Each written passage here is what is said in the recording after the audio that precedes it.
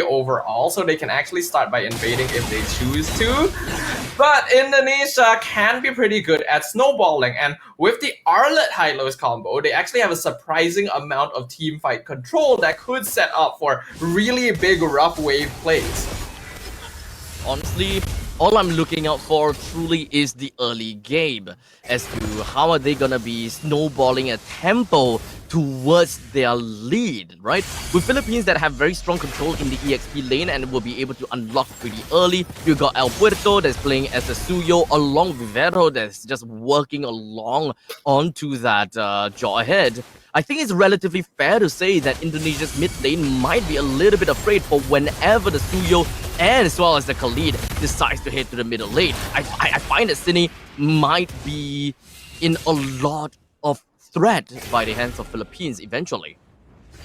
Yeah, I agree with you. We've already seen how difficult Kadita can be to play if your opponent has the right tools. So far, we can see Philippines actually gonna be trying to be aggro on Vival. That's exactly what they should be doing.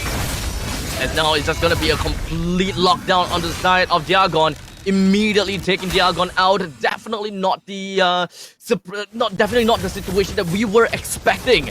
Since Indonesia now took one kill away from Philippines, even though Philippines is the one that's technically speaking supposed to be the aggressive one.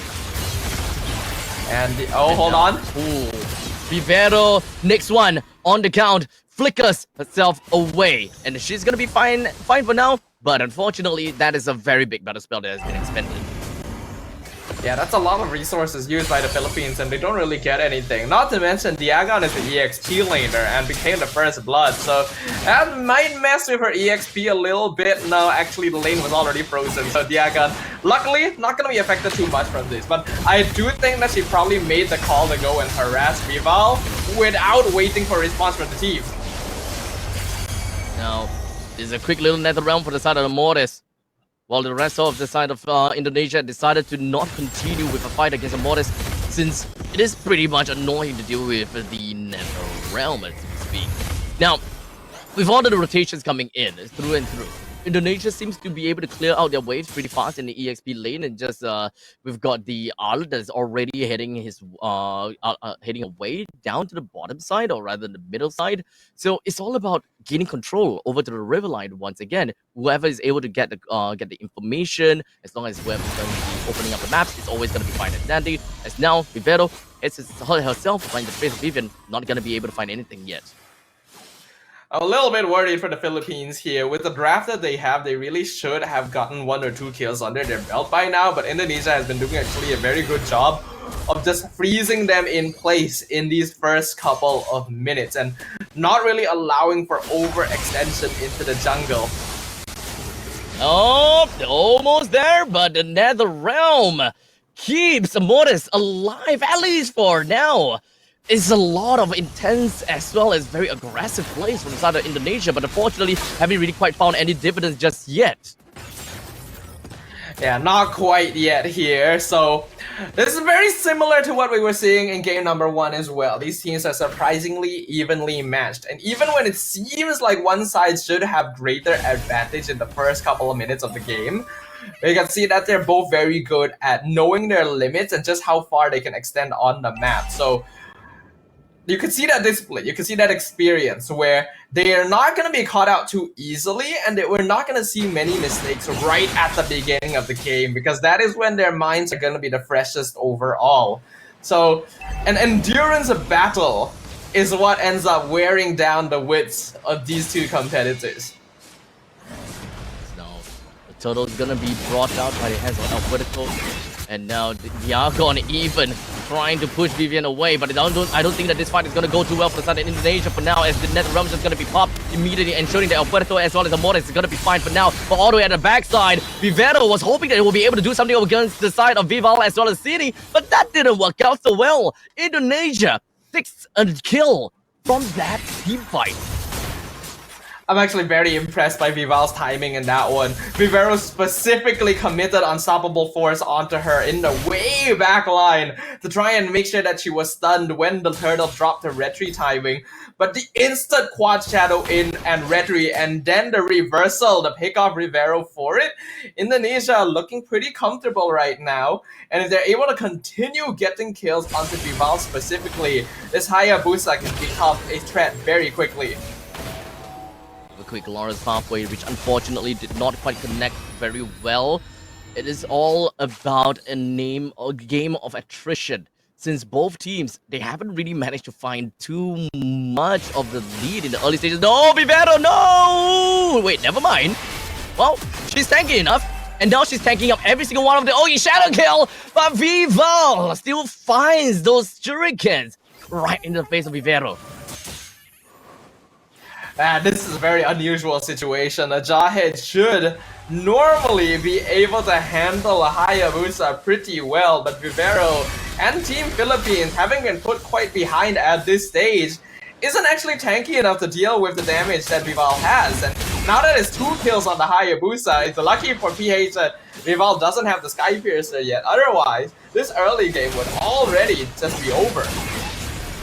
Now Indonesia, I think that they want to do a little bit of comeback gaming against the Southern Philippines. For the Reggie Sandstorm lines of the 2 is not going to do too much though. Bastini went over to the back line and really wanted to do quite a number on the opponent, but wasn't able to do quite much. Vivero, the one that goes down from the side of Indonesia. Indonesia have constantly been able to get kills, but Philippines on the other hand hasn't really managed to find anything yet.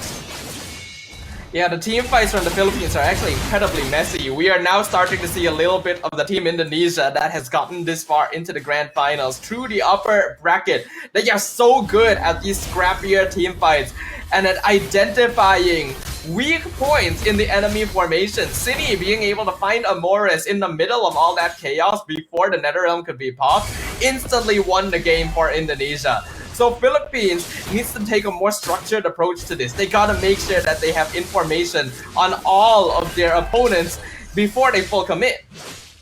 Oh, Mortis. Oh, gets taken down by Fumi Echo with the final slash. Alberto joins into the fray. Was hoping they will be able to do a decent amount onto the opponents, but with that all said and done, it's not gonna be looking all that well at all. It's gonna be tough for them to even do anything from this point as Philippines lost the tier 1 turret.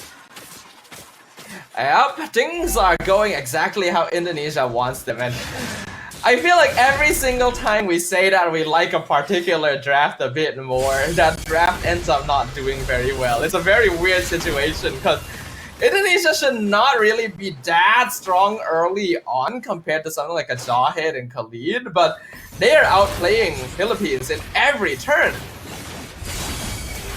Now Indonesia, they don't have got the Summon Force available for the next upcoming fight, but you can definitely tell the Philippines, they are finding themselves in a difficult spot. And take a look at this! Cine timed the rough waves as the Mortis took time to get out of that Netherrealm silenced state. That is why it's so difficult to play against a Kadita, and in this case, Cine is just piloting that Kadita to a T.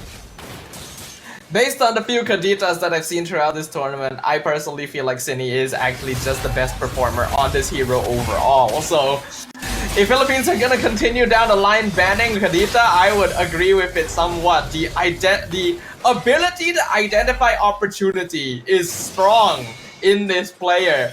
And the fact that she was able to get that previous kill even without relying on Petrify means that she has the ability to go for another combo. As Vivero goes into the Unstoppable Force, connects down to the Viv and flickers herself away, gets caught into the Netherrealm, so she's gonna be fine and dandy for now. Well, Indonesia last slash, final slash is gonna be landing, but the rough waves dealing quite a bit of amount of damage, but no one is gonna be going down just yet. Vivero survives with a slipper. Oh, never mind. Tell with the synchro vision. There was quite a good amount, and Vivian as well. Look at all of these people that is getting away with just a hair to the name. Man, I feel like Game 1 and Game 2 of these grand finals can be put in a textbook for what it means between a team playing comfort and not.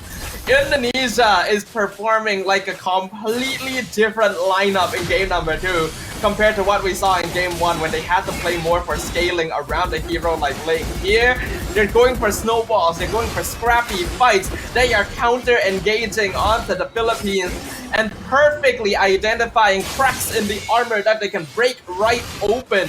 The game so far has been so one-sided. 9 kills to 0.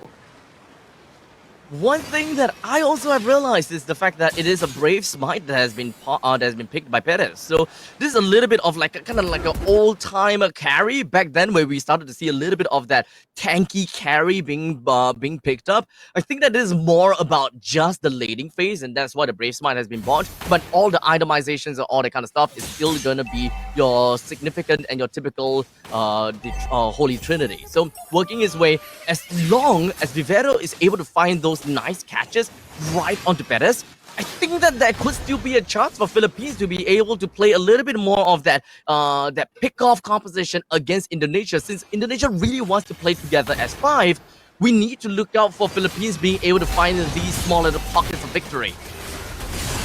Yeah, but you know, Shell also just got Holy Crystal a moment ago, and now they are pushing straight in. It doesn't seem like things are going to be looking great for Vivero. They are not able to pick off anyone at all. Perez immediately dashes away while Diagon goes in with a quick sand gun, hoping that she will be able to stay alive. But unfortunately, Chell is just dealing a little bit too much damage. And I don't think that a Soul Samba from the side of Alberto will be able to do enough to get the kill down in Indonesia. But at least clearing out the wave, as well as killing the Lord, is more than enough as Indonesia knocks on to the inhibitor turret in the middle lane. They didn't even end up losing anyone in their previous exchange, even though they're inside the Filipino base. This game has been so one-sided that the crystal is gonna be taken down like it doesn't even exist. Game 2, the total opposite of the opening of the grand finals, as Indonesia evens it up 1-1. Indonesia with their brawl games, they are good with their micro game. It's very synonymous to Malaysia. Well, Singapore is very synonymous to Philippines. Singapore, Philippines, macro game. Micro game, Indonesia, Malaysia. Boom, boom, pow, bing, bada, boom. Great games coming in from both of these two teams. I gotta have to say that Indonesia, they were very decisive with their fight. But Philippines, what they wanted to do was just simply drag on the game.